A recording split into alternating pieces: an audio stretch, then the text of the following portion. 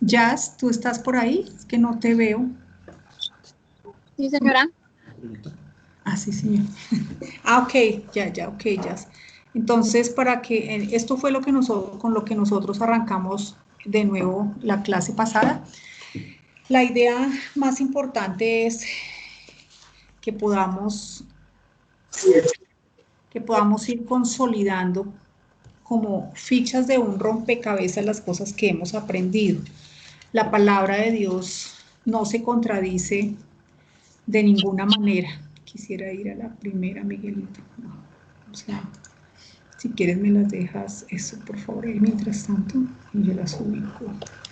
Bueno, entonces, para este año, nosotros queremos terminar.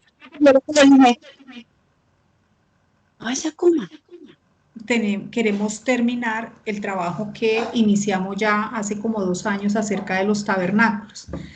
Entonces, los tabernáculos de Dios están colocados en las distintas administraciones con un propósito muy específico, y es el que Dios pueda morar en medio de su pueblo, en medio siempre de sus creaciones, porque vamos a ver que Dios también moró en medio de los querubines en el comienzo, y desde allí Él pueda reinar. Entonces, esa es como la idea general. Entonces, nosotros iniciamos con el tabernáculo celestial, el que está a su izquierda, para que este tabernáculo es el tipo, ¿sí?, de los demás, o es lo que lo representa. Luego vimos el tabernáculo del cosmos, luego el tabernáculo de querubín o de Génesis 1:1 perfecto, pasamos al tabernáculo de Adán, el de Moisés, el de Salomón, y el año pasado terminamos en el tabernáculo del hombre.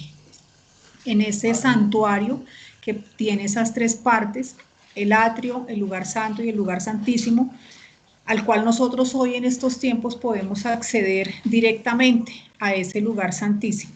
Y nos queda por terminar 2 tabernáculos más, que son el tabernáculo terrenal, que es el que empezamos a ver, para luego terminar en el tabernáculo celestial. Bien, entonces este es el contexto remoto. El contexto remoto, estamos hablando acerca de los tabernáculos. Bien, la clase pasada, entonces, iniciamos nuestro trabajo con el tabernáculo de la Jerusalén terrenal. Para poder hablar de este tabernáculo, es necesario pasar por toda la palabra, puesto que este tabernáculo está colocado en Apocalipsis.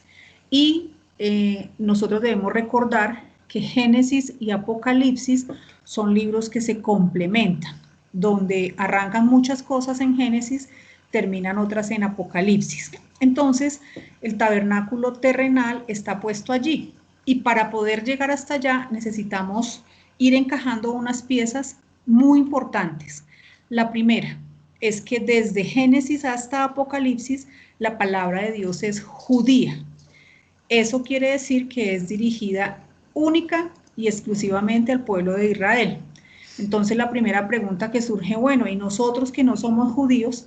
Entonces es muy importante que sepamos, en el caso por ejemplo de Pilar, que nosotros estamos viviendo un tiempo y es un tiempo de una iglesia específica, que se llama la Iglesia del Supremo Llamamiento o la Iglesia de los Lugares Celestiales. Entonces, vamos a trabajar, que esa fue la propuesta que hicimos la clase pasada, que vamos a trabajar con nosotros saliendo de lo que está escrito en la palabra de Dios. Eso quiere decir que vamos a mirar la palabra sin mirar unos libros específicos. Entonces nosotros veíamos que hay unos libros dirigidos específicamente, puedo quitar ese. Ok, gracias. Hay algo que es dirigido específicamente a nosotros. Entonces, fijémonos que ahí habla que hay una unidad en toda la palabra de Dios. Está el Antiguo Testamento, donde están los padres y profetas, están los evangelios, donde está el ministerio del Señor Jesucristo, y hay una iglesia que se llaman los Hechos de los Apóstoles. Esa iglesia es aparte de nosotros. y por último está el Apocalipsis. Entonces, ¿qué es lo que va a suceder? Todas las promesas, todas, que Dios le hizo a su pueblo durante todo el Antiguo Testamento, se cumplirán en los tiempos finales. Y hay una razón por la cual no se cumplió. Y ya la vamos a ver. Entonces, miren de lo que les estoy diciendo. Nosotros, los que están viendo las diapositivas, si observamos la palabra de Dios sin este intervalo, nosotros estamos metidos en este intervalo de tiempo, con unos libros específicos, que son las epístolas que fueron escritas en prisión por Pablo. Si quitamos esos libros, tenemos toda la palabra de Dios como una unidad dirigida a el pueblo de Israel. Bien, ¿por qué dije anteriormente que las promesas quedaron por cumplirse? Porque resulta que, como lo vamos a ver, el pueblo judío hizo muchas cosas y en un momento no quisieron arrepentirse y Dios los dejó lo admi. Eso quiere decir que los dejó como no es mi pueblo, como en stand-by.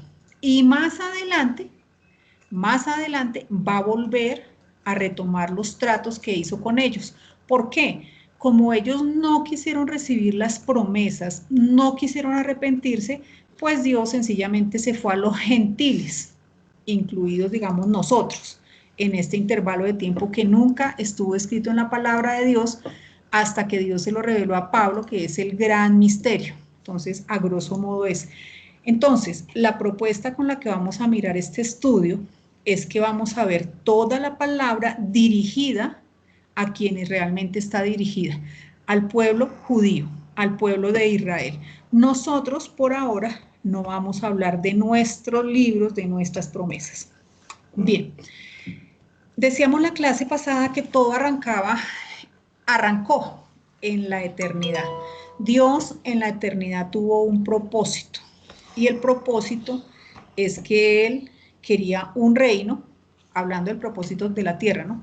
Un reino sobre la tierra, en el cual se cumpliera su voluntad. Y aquí es donde nosotros tenemos que entender que Dios se manifestó en Cristo, porque Dios es incontenible, se manifestó en Cristo para poder crear. El que creó los cielos y la tierra fue Cristo manifestado, Dios en Cristo manifestado. Por eso el reino le pertenece a Cristo. Es lo que nosotros vamos a ver durante todo el estudio, que el Rey de Reyes es Dios en Cristo, puesto que Cristo fue el que creó. Él es el que va a reinar sobre este reino, primero en la tierra y luego sobre el reino que va a ser eterno. Pero es muy importante que entendamos por qué esa gran relación entre el reino y el Señor Jesucristo, porque sencillamente Él fue el creador de lo visible, de las cosas físicas. Bien, entonces aquí la clase pasada hablamos del propósito eterno, primeramente, que Dios quería colocar un reino. Y ahora sí tenemos toda la relación. Yo empecé diciendo que hubo un primer tabernáculo en los lugares celestiales. Entonces, fíjense que allá hay un reino, el reino de los cielos, ¿sí? Y luego Dios empieza a mostrar distintos tabernáculos donde Él se guardó un pedacito, donde Él gobernaba. Él estuvo en el reino, en el tabernáculo de querubín, de este Lucifer perfecto. Desde allí gobernaba. Cristo era el que le daba las órdenes a querubín de cómo iba a trabajar la genética. ¿Sí recuerdan eso? Entonces, ese era el reino de Dios sobre la tierra, representado en ese momento en el tabernáculo de querubín. Ahí vienen una cantidad de sucesos. Este querubín se aprovecha del poder que Dios le da y la tierra se vuelve desordenada y vacía. Estoy hablando lo que sucedió en millones de años en 10 segundos. Luego Dios inunda todo y otra vez organiza otro tabernáculo que pues se llamó el tabernáculo de Adán. Esos no son nombres bíblicos, pero es para identificar los tiempos. Y allí de nuevo coloca un tabernáculo donde hay un santuario y coloca al hombre para que desde allí, a través, o sea, con Dios en Cristo empiece a gobernar la tierra. Y así sucesivamente. El tabernáculo, el cosmos, se va manteniendo durante los distintos tiempos, hasta que finalmente llegamos a nosotros. Hoy ese tabernáculo mora dentro. Cristo, perfecto, sellado, está dentro nuestro y allí mora Dios. Nosotros nos podemos acercar confiadamente a ese tabernáculo y no solamente al tabernáculo, sino al lugar santísimo para tener una dulce comunión con el Padre. Entonces, es muy importante entender que Dios continuará con su pueblo y con sus tabernáculos. Más adelante, entonces Dios va a colocar su tabernáculo en la tierra.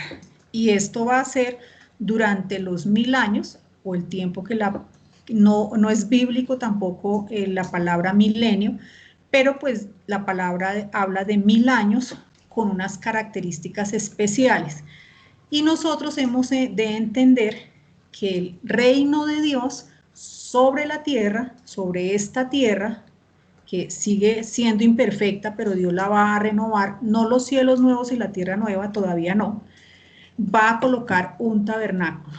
Y este tabernáculo, durante estos 1000 años, se van a cumplir muchas de las promesas que Dios les hizo a su pueblo, que quedó Loadmi, que aún no está, no es el pueblo de Dios, porque está en suspenso.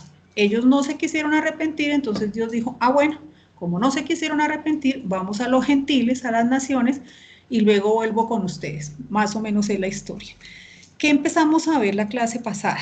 Entonces hablábamos que todo inicia, para hablar de este tabernáculo, con los pactos que Dios le hizo a Israel. Entonces recordemos que hubo un pacto con Abraham que fue sobre su descendencia y sobre un territorio.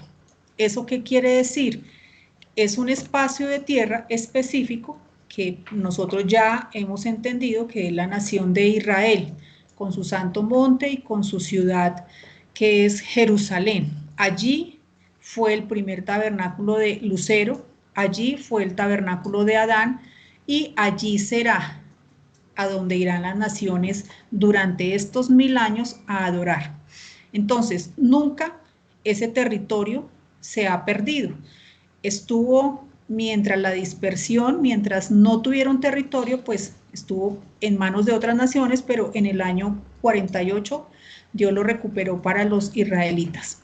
Y la promesa también tiene que ver sobre su descendencia. Entonces, estos dos pactos se hicieron en el Antiguo Testamento, pero ya hacia el final Dios habla de un nuevo pacto. ¿Por qué? Porque el pueblo no lo pudo cumplir, el anterior, aunque estos pactos realmente dependen es de Dios.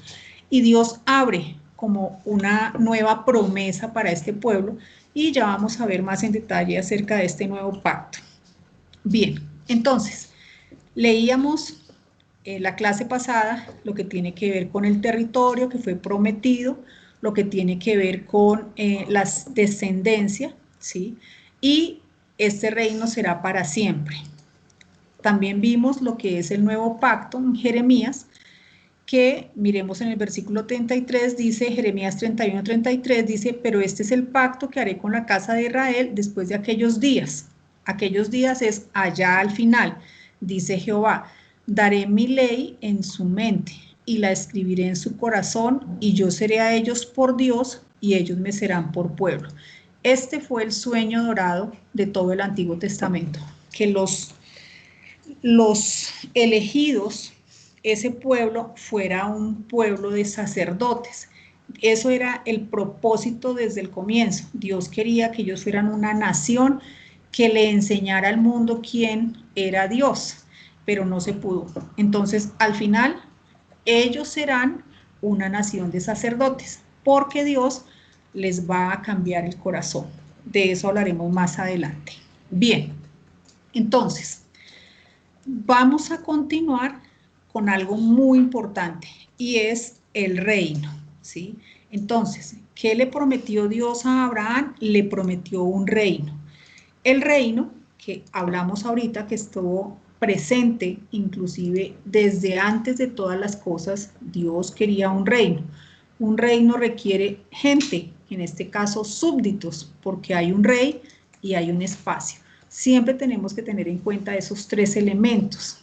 El reino se compone del rey, del territorio y de los súbditos, ¿sí? En este caso, la nación de Israel, el rey es Jesucristo y el territorio es Israel. Bueno, ¿alguien tiene una pregunta? ¿Alguna pregunta hasta ahí? Bien, entonces, tenemos que empezar a encajar. Como les dije, este tabernáculo es de encajar. Este reino debe estar escrito en lo que es dirigido al pueblo judío. En este caso, debe aparecer en el Antiguo Testamento, debe estar en los evangelios, no debe estar en nosotros, debe estar en Hechos y debe estar en Apocalipsis. Si, por ejemplo, en un libro dirigido a nosotros como Efesios apareciese hablando del reino, entonces la palabra de Dios no encajaría, porque para nosotros no es el evangelio del reino. El evangelio del reino está dado para el pueblo de Israel. Eso es lo que vamos a mirar ahorita, que este evangelio aparece desde el Antiguo Testamento hasta el final, que se va a instaurar durante los 1000 años. Bien, entonces, miremos en el Antiguo Testamento cómo estuvo el reino, porque aquí vamos a encontrar que no se habla del evangelio del reino, sino única y exclusivamente del reino. Nosotros hace algún tiempo tuvimos justamente un estudio acerca del reino y estudiamos cómo el reino se dividió en el reino de Judá, los distintos profetas, los distintos jueces que ellos tuvieron. Entonces, por ejemplo, dice en 2 Samuel 3:10, trasladando el reino de la casa de Saúl y confirmando el trono de David sobre Israel y sobre Judá, desde Dan hasta Beerseba. Entonces lo que vamos a ver acá es que el reino, en este caso, iba pasando de, ¿cómo se dice? De generación en generación, correcto. Acuérdense que eran las 12 tribus, etcétera, etcétera. Y lo más importante es que durante el Antiguo Testamento se confirma el trono, es decir, a David se le dice que sobre el trono de él, más adelante se irá a sentar el Señor Jesucristo en el milenio, y se lo confirma, ¿sí? Dice, por ejemplo, en Primera de Reyes 1:46, también Salomón se ha sentado en el trono del reino. En Segunda de Crónicas 13:5, ¿no sabéis vosotros que Jehová Dios de Israel dio el reino a David sobre Israel para siempre, a él, a sus hijos bajo el pacto de sal? En Daniel 7:18, después recibirán el reino los santos del Altísimo y poseerán el reino hasta el siglo eternamente y para siempre. Bien, en el Antiguo Testamento, este tenía una característica que vamos a mirar cuál es.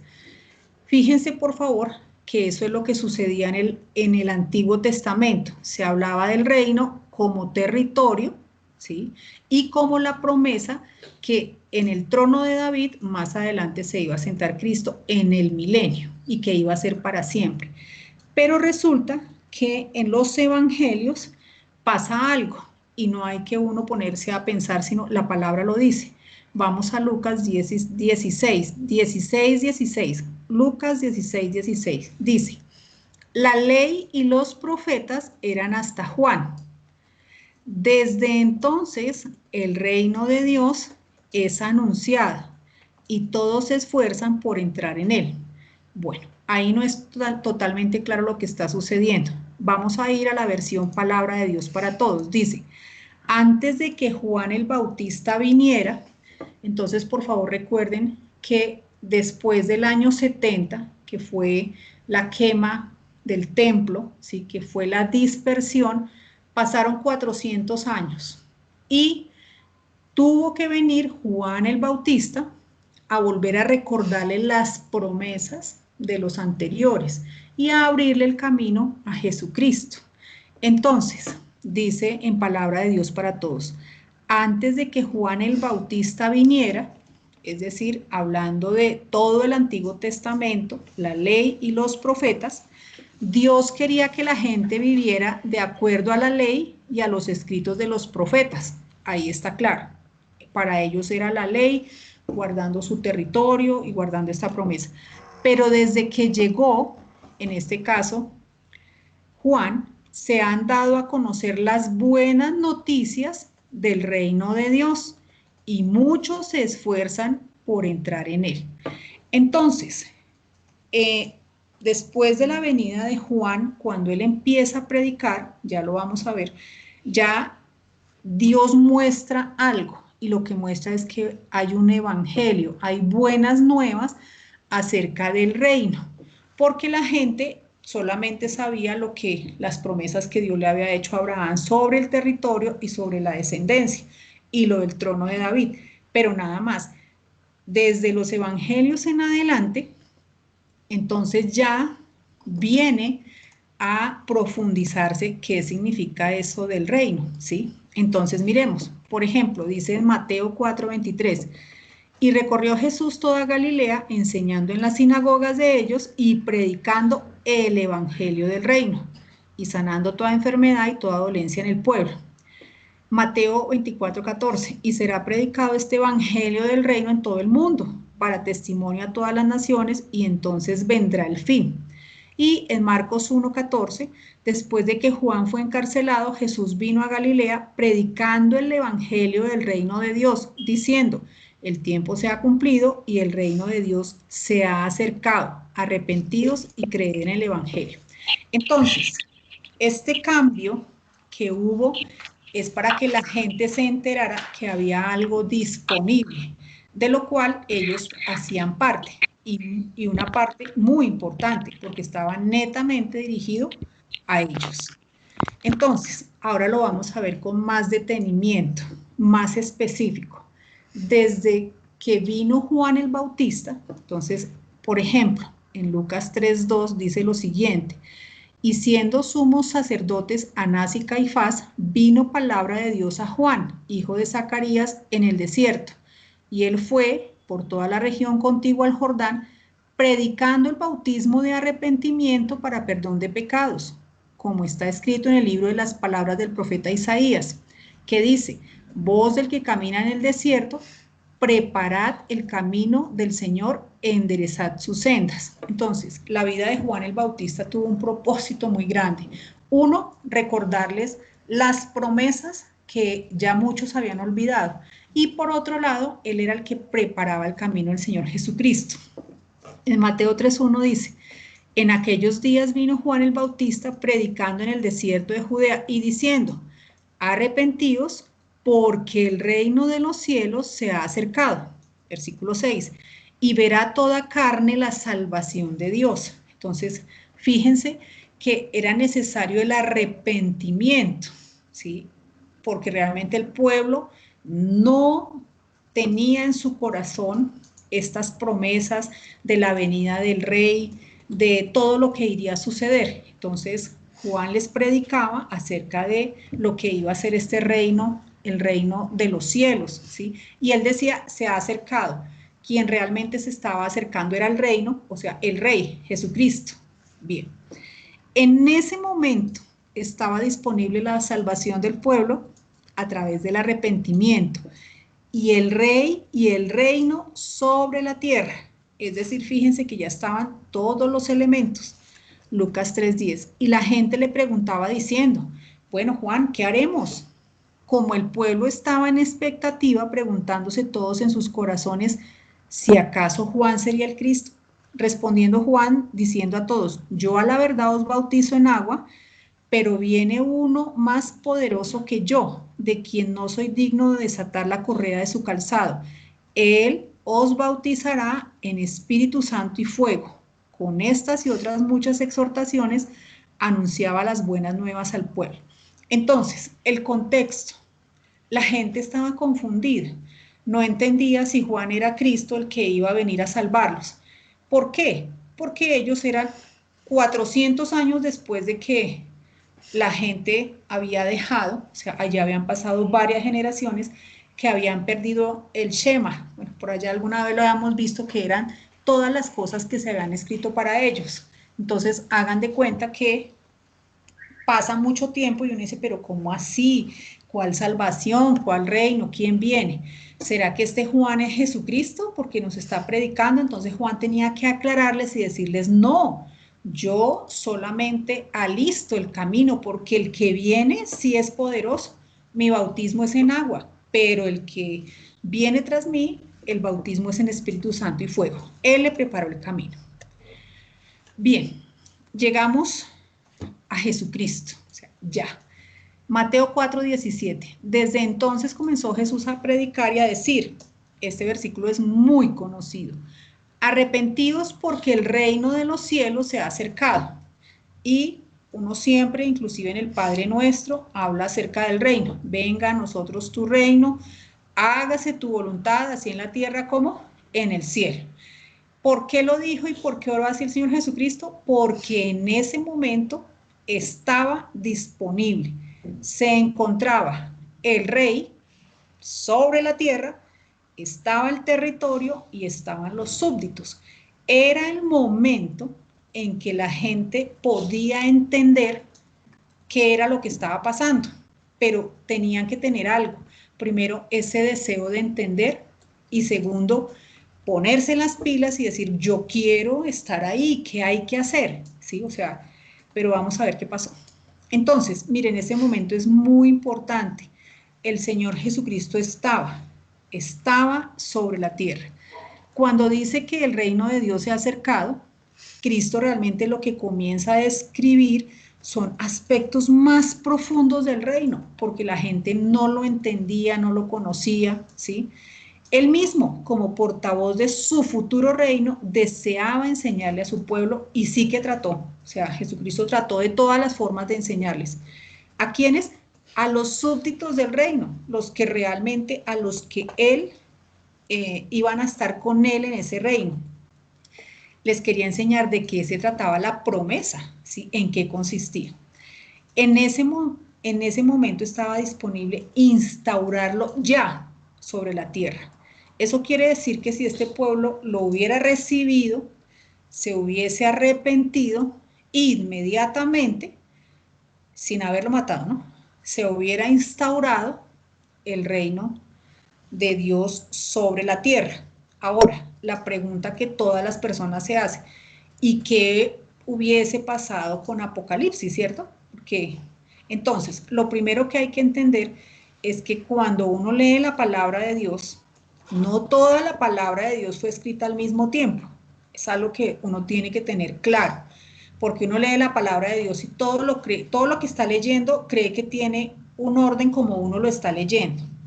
Hay que recordar que muchas de las cosas fueron reveladas a Juan, ¿se acuerdan que el Evangelio lo escribió Juan? Pero no en el tiempo en que nosotros creemos, ¿sí? Porque entonces dice, ay, entonces que si se hubieran arrepentido, se hubiera instaurado. Seguramente que algunos aspectos de lo que iba a suceder, de que están escritos en Apocalipsis, se hubiesen cumplido, pero otros no hubiera sido necesario porque lo hubieran recibido, no sé si me entienden. Entonces, uno tiene que tener claro que cuando uno lee la palabra de Dios, Dios en su momento todo lo tiene perfecto. Si ellos se hubieran arrepentido, seguramente, porque sí ya se estaba dando, hubiese tenido, las naciones hubiesen tenido un sufrimiento, porque básicamente Apocalipsis tiene que ver con la ira, digamos, de Dios sobre las naciones que maltrataron su pueblo. No sé si sea claro, por favor, si no es claro me preguntan. Por ejemplo, el pueblo alemán, estamos hablando de historia moderna, la Segunda Guerra Mundial, todo eso, ellos van a tener consecuencias gravísimas por haberse metido con el pueblo de Dios, ¿sí? Hablando de nuestra historia moderna. Pero si nosotros conociéramos la historia a este pueblo de Dios, mejor dicho, ellos se la pasaban en guerras y los conquistaban y eran conquistados y morían. Entonces, muchas de las cosas de Apocalipsis se hubiesen cumplido, pero era inminente que se hubiese instaurado el reino. ¿Sí? ¿Sí es eso claro? Bueno, entonces, estaba disponible y por eso Jesucristo, yo no me imagino el esfuerzo de él para tratar de que ellos entendieran que por favor, él ya estaba ahí, ¿sí? Ya estaba, no tenían que esperarlo ni la segunda venida ni nada, sino que ya estaba ahí, era cuestión de que ellos pudieran recibirlo, porque uno sabe que una mata, que aunque tenga mucha necesidad del agua, a veces se le echa agua y no la toma, ¿sí? La tierra está muy dura, los pensamientos de la gente están en otras cosas. Bueno, todo eso sucede. Entonces, de todas maneras, como ellos no se arrepintieron, no lo recibieron, sino que lo colgaron de un madero, la palabra de Dios se va a cumplir. Y es que Cristo va a regresar a instaurar el reino. Entonces es muy importante, fíjense que quitándonos nosotros de ahí, efectivamente va a seguir la instauración del reino. Entonces él, como lo mataron, pues tuvo que seguir lo que Dios sabía, que él lo fue también revelando.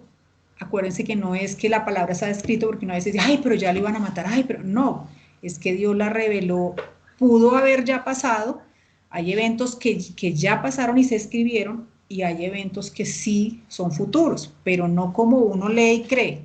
Bien, entonces, sigamos. Por lo tanto, al pueblo se le enseñaba por parábolas. ¿Por qué? Porque una parábola, ¿sí?, es para que la gente ponga esfuerzo, para que la gente indague, acepte y pueda entender el Evangelio. Esto que estoy diciendo aquí no es distinto de lo que sucede hoy. Notemos que uno tiene que tener elementos, tener su corazón, haber aprendido algunas claves bíblicas, buscar, indagar para poder aprender muchas cosas de las que hoy sabemos. Si nosotros, pues, hubiésemos seguido perteneciendo, no sé, a la religión que pertenecíamos, que nos dieron nuestros padres, pues seguramente que nos hubiéramos perdido de todas estas maravillas, ¿sí? Entonces, en la época del Señor Jesucristo no era diferente. A Dios le encanta que lo busquemos. Y él persiste, pareciera en esconderse, pero no por maldad, sino porque para él es de mucha satisfacción que lo busquemos. Y tal vez nosotros no lo hemos entendido, ¿sí? Que él ama a aquel hijo que siempre desea ir más allá. El Señor Jesucristo, por supuesto, que él usaba con frecuencia parábolas, pero también para ilustrar verdades profundas, no era solamente para ver, bueno, si esto no averigua, no, es porque a través de un ejemplo la gente recibe mejor, pero hay que sentarse e indagar. En Marcos 4:11 les dijo, a vosotros es dado saber el misterio del reino de Dios, hablándole a sus discípulos, más a los que están fuera, por parábolas todas las cosas. Entonces, ¿por qué a los discípulos? Porque ellos se esforzaban, ¿sí? Porque ellos intentaban alinear su vida, ¿sí? Imagínense, al maestro, no era fácil, y todos sabemos que los apóstoles tuvieron sus debilidades tan normales como nosotros, pero ellos se esforzaban. A los demás, por supuesto que les tocaba un poco más duro. Bien, listo. Porque el Señor Jesucristo hablaba por medio de parábolas. Vamos a ver qué dice la palabra. Mateo 13:10 dice, entonces acercándose los discípulos le dijeron, ¿por qué les hablas por parábolas? Él respondiendo les dijo, porque a vosotros os es dado saber los misterios del reino de los cielos, mas a ellos no les he dado. Ahora vamos a ver cuál es la razón. Porque a cualquiera que tiene, se le dará y tendrá más, pero al que no tiene, aún lo que tiene le será quitado. Entonces uno queda como así. Por eso les hablo por parábolas. Y aquí viene la explicación. Porque viendo no ven y oyendo no oyen ni entienden. De manera que se cumple en ellos la profecía de Isaías que dijo, de oído oiréis y no entenderéis, y viendo veréis y no percibiréis. Y aquí está la razón. Porque el corazón, el entendimiento, lo más profundo de este pueblo se ha engrosado. No es distinto a lo de hoy. Uno ya sabe que hay personas que no quieren escuchar, saber, que no saben de Dios y que no les interesa, etcétera, etcétera. Y dice, y con los oídos oyen pesadamente y han cerrado sus ojos para que no vean con los ojos y oigan con los oídos y con el corazón entiendan y se conviertan y yo los sane. Hay que colocar un esfuerzo diligente en buscar, en desear. Pero bienaventurados vuestros ojos porque ven y vuestros oídos porque oyen. Porque de cierto os digo que muchos profetas y justos desearon ver lo que veis y no lo vieron, y oír lo que oís y no lo oyeron. Ahora, ¿qué tal si ellos hubieran sabido algo de nosotros? Nosotros somos unos privilegiados. Bien, aquí la versión Palabra de Dios para Todos, que a veces es muy sencilla y nos permite entender, así que disfrutémoslo. Dice, sus seguidores se acercaron y le preguntaron a Jesús, ¿por qué enseñas a la gente por medio de historias? Él le respondió, ustedes tienen el privilegio de entender la verdad que todavía no se ha dado a conocer sobre el reino de Dios. Entonces, fíjense cómo la palabra encaja. A ellos se les estaba hablando acerca de algo que no había sucedido, que era el reino de Dios. Podemos comparar con nosotros hoy, aunque estamos por fuera, un asterisco. A nosotros se nos ha dado a entender acerca de nuestro llamamiento y nuestra esperanza, que no ha sucedido, pero ya la tenemos en el corazón. Estamos en la misma posición que los apóstoles, porque al que entienda algo se le permitirá que entienda más y tendrá más que suficiente, pero al que no entienda, hasta lo que entienda se le quitará. Bien, versículo 15. Han cerrado su mente, se taparon los oídos y cerraron los ojos. Si no fuera así, entenderían lo que ven y lo que oyen y se volverían a mí y yo los sanaría. Entonces, la cuestión es que las cosas del mundo, claro que no lo voy a decir, lo va a decir la palabra. ¿Por qué? Porque han cerrado su mente. Entonces, inmediatamente después, fíjense que estamos en Mateo 3:10, llegamos hasta el versículo 17 y el versículo 18, ahí viene la historia de la parábola del sembrador, donde está claro qué es lo que pasa en la mente de cada persona, ¿sí? Dice Mateo 3:18, ahora escuchen lo que significa la historia del sembrador. ¿Qué significa la semilla que cae en el camino? Esta semilla es como algunos que oyen el mensaje del reino. Entonces, estamos igual parados sobre el evangelio del reino, no nos hemos salido. Y no entienden, viene el maligno y los distrae para que no hagan caso del mensaje. ¿Qué significa la semilla que cae en el terreno pedregoso? Esa semilla es como aquellos que oyen el mensaje de Dios y lo aceptan rápidamente con alegría, pero no se aferran al mensaje y su alegría dura poco. Cuando surgen los problemas por haber aceptado el mensaje o los persiguen por causa del mensaje, inmediatamente se dan por vencidos. ¿Qué significa la semilla que cae entre los espinos? Esa semilla es como aquellos que oyen el mensaje y lo aceptan, pero después dejan que las preocupaciones de esta vida y las ganas de tener riquezas ahoguen en ellos el mensaje y no dan fruto en su vida. ¿Y qué significa la semilla que cae en buena tierra? Esa semilla es como aquellos que aceptan el mensaje y lo entienden. Su vida es como la tierra que produce una buena cosecha, dará mucho más de lo sembrado, hasta 30, 60 o hasta 100 veces más. Ahí está claro. Muchas veces lo leímos para nosotros. Ahora entendemos que no fue dirigido a nosotros, pero eso no significa que no podamos aprender y aplicarlo. ¿Sí está claro?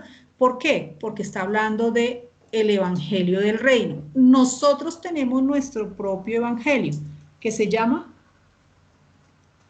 nuestro, ¿cuál es el? Alguien, por favor, abre el micrófono y sálvenos. Nuestro evangelio se llama. El del llamamiento. No, el evangelio tiene un nombre propio. Todos a recuperación. De las inescrutables riquezas. Ya, exacto. El evangelio de las inescrutables riquezas de Cristo. Ese es el evangelio dirigido a nosotros. Pero puede pasar esto mismo. ¿sí? Entonces, fíjense que salirnos de ahí es maravilloso porque podemos ver cómo Jesucristo les explicaba, ¿sí? Cada cosa, ¿sí? Por qué no entendían, porque tenían preocupaciones, y eso no es distinto hoy. Podemos no entender el evangelio de las inescrutables riquezas de Cristo porque estamos preocupados, porque de pronto ahogados con las cosas de este mundo. Bueno, entonces, aunque no está dirigido a nosotros, aprendemos mucho.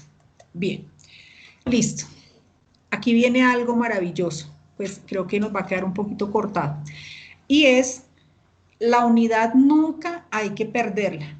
Hay muchas parábolas, pero muchas que nosotros no hemos podido encajar ni entender porque no veíamos el reino como estos 1000 años donde van a haber premios, donde la tierra va a sufrir una transformación y va a ser muy buena la vida, donde el diablo va a estar apresado, pero el pecado y la muerte aún van a persistir. Entonces, con esta perspectiva nosotros ya podemos ir madurando y leyendo muchas cosas, ¿sí?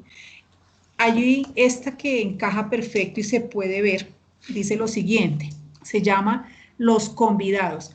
Y el propósito es ver la unidad que hay entre el Antiguo Testamento, entre los Evangelios, los Hechos y Apocalipsis, ¿sí? Que tiene que haber. Dice, Mateo 22:2, el reino de los cielos es semejante a un rey que hizo fiesta de bodas a su hijo y envió a sus siervos a llamar a los convidados a las bodas, mas estos no quisieron venir. Volvió a enviar otros siervos diciendo, decid a los convidados, he aquí he preparado mi comida, mis toros y mis animales engordados han sido muertos y todo está dispuesto, venid a las bodas. Imagínense esto, uno ya con la fiesta lista, ya había matado el marrano, la vaca, todo estaba ya para servir. Versículo 5. Mas ellos sin hacer caso, se fueron uno a la labranza y otro a sus negocios. Dijeron, no, qué fiesta.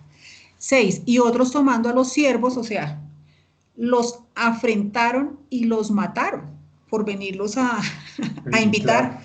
Al oír el rey se enojó y enviando sus ejércitos destruyó a aquellos homicidas y quemó su ciudad. Y algunos dicen, hola, pero ¿por qué?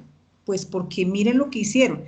Entonces dijo a sus siervos, las bodas a la verdad están preparadas, mas los que fueron convidados no eran dignos. Id pues a las salidas de los caminos y llamad a las bodas a cuantos halléis. Y saliendo los siervos por los caminos juntaron a todos los que hallaron, juntamente malos y buenos, y las bodas fueron llenas de convidados. Quería convidados, todo el que apareció por el camino, camine que allá hay que comer y beber. Como nos gusta, al gratín. Y entró el rey para ver los convidados y vio allí un hombre que no estaba vestido de boda y le dijo, amigo, ¿cómo entraste aquí sin estar vestido de boda? Mas él enmudeció. Entonces el rey dijo a los que servían, atadle de pies y manos y echarle en las tinieblas de afuera. Allí será el lloro y el crujir de dientes, porque muchos son los llamados y pocos los escogidos. Y uno se queda como con ese pesar de que muchos los llamados y yo seré escogido, sí o no. Esto no está dirigido a nosotros. Bien, esta parábola es concerniente al hijo del rey, ¿sí? Que estaba a punto de recibir a su esposa, el Señor Jesucristo, y de recibir su esposa, una iglesia, y tomar la posesión de la heredad. Entonces, ¿quiénes son los convidados? Vamos a ver. Vamos a ver los primeros convidados. Se encuentran en Marcos 1:7. Aquí está predicando Juan el Bautista. Él arrancó diciendo, viene tras mí el que es más poderoso que yo, a quien yo no soy digno de desatar encorvado la correa de su calzado.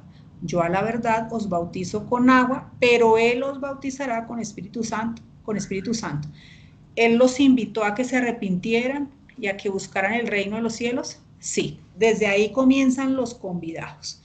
Viene el Señor Jesucristo, Marcos 1:14. Después de que Juan fue encarcelado, Jesús vino a Galilea predicando el evangelio del reino de Dios, diciendo, el tiempo se ha cumplido y el reino de Dios se ha acercado. Arrepentíos y creed en el evangelio. Van los segundos convidados. Tercero, el Señor Jesucristo, ya después de que fue crucificado, muerto, Él envía, ¿sí?, a sus 12 discípulos otra vez. Mateo 10:1. Entonces, llamando a sus 12 discípulos, les dio autoridad sobre los espíritus inmundos para que los echasen fuera y para sanar toda enfermedad y toda dolencia. Ahora el versículo 7. Y yendo, predicad, diciendo, el reino de los cielos se ha acercado. Aquí hay otros convidados. Bien, Pedro, ¿sí se acuerdan del momento de los hechos? Entonces, Pedro vuelve y dice, el reino está listo, porque las escrituras concernientes a los sufrimientos de Cristo ya todo se ha cumplido.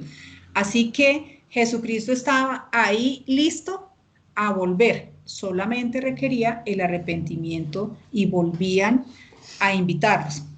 Hechos 1:3, a quienes también después de haber padecido se presentó vivo, con muchas pruebas indubitables, apareciéndose durante 40 días y hablando acerca de el reino de Dios. Entonces ya Jesucristo se había cumplido las escrituras, Jeremías, ¿se acuerdan? Isaías profetizó, se habían cumplido y ahora él ya estaba no en los terceros cielos, sino estaba en el cielo esperando el arrepentimiento, listo a volver para instaurar el reino. Por eso les decía ya, arrepiéntanse y ya. Hechos 3:18. Pero Dios ha cumplido así lo que había antes anunciado por boca de todos sus profetas, que Cristo había de padecer. Así que arrepentidos y convertidos para que sean borrados vuestros pecados, para que venga de la presencia del Señor tiempos de refrigerio.